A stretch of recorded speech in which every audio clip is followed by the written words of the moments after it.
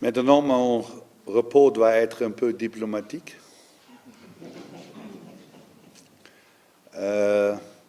Pense tous les mots que je ne dis pas, parce que quand je dis la vérité, ça ne peut pas bon pour beaucoup de personnes. Il y a 6 joueurs qui dorment dans la même chambre, le même sanitaire, les mêmes douches.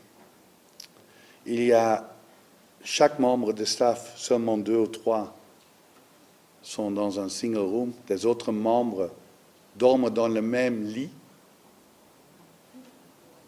Dans le temps du Covid, fatigue après l'entraînement sont, pour moi, et je dis ça avant, j'aime d'être ici, mais quand tu organises un tournoi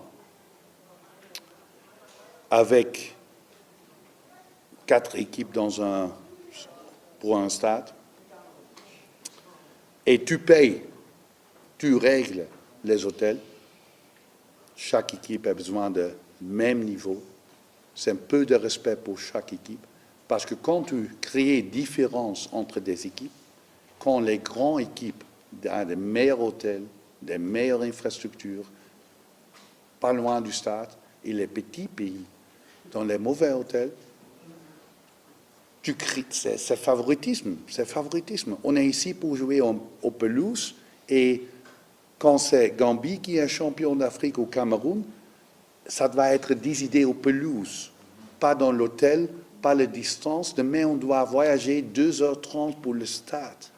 Même joueur, on va être là 1h30 avant le match. C'est 4 heures avant le match. La science dit que tu dois manger 3h30 avant un match. Il n'y a pas un McDonald's pour arrêter. On ne peut pas manger le temps qu'on veut manger. Qu'est-ce qu'on doit faire? Nous sommes des professionnels. Aussi, quand nous sommes un petit pays, juste comme Malawi ou Zimbabwe, on doit être respecté. On est ici pour écrire l'histoire pour notre pays. Et j'ai des grands joueurs en Europe, mais ils ne sont pas respectés par l'organisation. Et c'est vraiment dommage. Parce que pour moi, un match est décidé aux pelouses, au stade, et pas extraire la pelouse.